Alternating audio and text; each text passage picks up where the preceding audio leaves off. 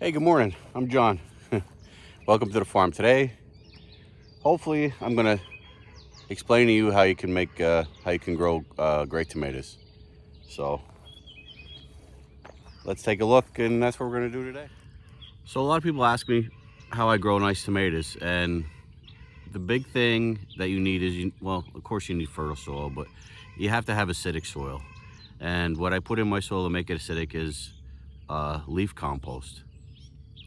Leaf compost is acidic, but it's a double-edged sword because as the leaves are breaking down, they're producing carbon and they're using nitrogen for that. So you have to make sure that your leaves are well uh, composted, broken down a lot. So I'll put that in my soil, and that'll make my soil acidic. And then you're gonna need phosphorus for root growth, potassium, and nitrogen. You can use Miracle Grow, things like that. If you want to do it natural, I like to use chicken manure. Chicken manure is very high in nitrogen. So I'll put that in my soil, and once I start getting some flowers on it, like you can see here, I'm starting to get some flowers on my tomatoes. So once I get flowers, I'll put nitrogen into the soil. You want to put some nitrogen into the soil because if you do that too soon, if you do that before you get flower clusters, you'll just grow more leaves with the nitrogen. Okay, so I'll put nitrogen in now because I'm getting my flower clusters. And another trick how to get your tomatoes to grow, not to jump off topic or anything, but how to get your tomatoes to ripen faster is after you have 4 flower clusters. Okay, that's 4 groups of flowers. Okay, you want to top the plant. And what I mean by top the plant is you don't want any more flower clusters to grow, because if you have plenty of tomato plants, say you have 6-8 tomato plants, do that with 1 or 2 plants, and then you'll get tomatoes a lot faster. They'll ripen them much faster, because you have 2 types of tomato plants. You have determinate and indeterminate, and the difference between the two is the determinate, they'll ripen all of their tomatoes at the same time. Indeterminate will ripen some tomatoes all throughout the season. Okay, so you want to have indeterminate tomato plants, or if you have determinate tomato plants, you got to limit it to 4 flower clusters. Okay, all right, so you have your leaf compost, and you're not giving it nitrogen really until it has flower groups. All right, people will ask, well, what about removing the suckers, things like that? Once my tomato plants get so large, and I'll put a cage on it. I like to use cages personally. Some people like to use stakes and string, or a stake with, like, if you tear strips off of a t-shirt, like an old cotton t-shirt, and wrap the tomato with the strips around a stake. I've used that in the past. That works pretty good. They're nice and soft, so they don't tear into the tomato plant, because the tomato plant is very soft. Don't worry about taking the suckers off. Don't worry about doing all, because if you don't have good soil, you're not going to grow a good tomato plant anyway. So you could do everything you want, but if you don't have the right soil, you're not going to have a good tomato plant and a good tasting tomato. Okay, depending on the type of tomato, if you don't have acidic soil and you don't have good nutrients in your soil, you're not going to have a good tasting tomato. Okay, or tomato. I'm sorry, where I'm from, I talk a little different, I guess, so but the big thing with tomatoes is the nutrients and the acidity of the soil. Okay, you need about a 5.5, 6, as far as on the acid, on acidity, to have a good tomato plant, and that makes them taste much better. What I used to use and what I like to use is I like to use pig manure. The best tomatoes I ever had was pig manure, but you have to add lime to that, and you have to let it sit for a year, because it's very acidic, full of ammonia. So But other than that, if you don't know what a sucker is on a tomato plant, I'll show you what a sucker is quick. You can remove them because they will make it take energy from your tomato plant.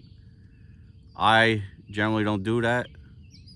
What I will do though is when I have it in my cage, in order to get air up through the plant, I like to get air up through the plant. So when I have it in my cage, I'll take off the bottom branches of my tomato plant, okay? So it'll be a stalk for about a foot high, and then I'll take off the branches from a foot down, and then the air can circulate all through my tomato plant. See this here? It's in between this and this, your main stem and a good branch. So what you want to do is take this here and just pinch it off.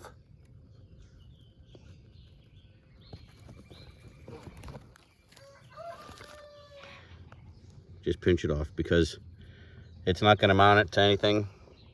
And you see, this is where I took it off. It isn't going to rob you of nutrients. See, here's another sucker here. In between a branch and the main stem. So all you want to do is just pop it right off. It's never going to mount to anything, and it's going to rob you of nutrients. All right? So when you remove your suckers, you're taking away something that's never going to produce anything, and it's only going to rob you of nutrients from your plant. Plus, when you remove it, it enables your plant to breathe better. Air can go up through the plant easier, okay? So it is going to let moisture lay in there and start fungus on your plant. A lot of times in your tomato plants, they'll start turning, they'll wilt, they'll get brown, they'll get like some powdery mildew sometimes, and that'll end up really hurting your plant. So the better your plant can breathe, the better it's going to grow. One of the biggest pests for tomatoes are aphids, okay? So how you want to get around aphids is ladybugs will eat aphids. Wasps will eat aphids. If you plant marigolds around your tomato garden, marigolds will help because they attract wasps and other bees that eat aphids. If you see a lot of ants in your garden, ants go on aphids and they rub the top of the aphid's back, and the aphid will produce like a sticky sweet substance for ants, and they'll feed off of that. So yeah, one of the best ways to get rid of aphids other than spraying is put some marigolds around. You want to attract those predatory insects that will eat all the aphids. So that's one big thing. So just to recap here on your tomato plants is you need a well-balanced acidic soil, okay? You don't want to have too much nitrogen in there. You want to have a well-balanced with your micronutrients, your phosphorus, potassium, and nitrogen. If you have too much nitrogen, you're going to grow a lot of leaves and a long stringy plant. You need phosphorus for the root development, okay?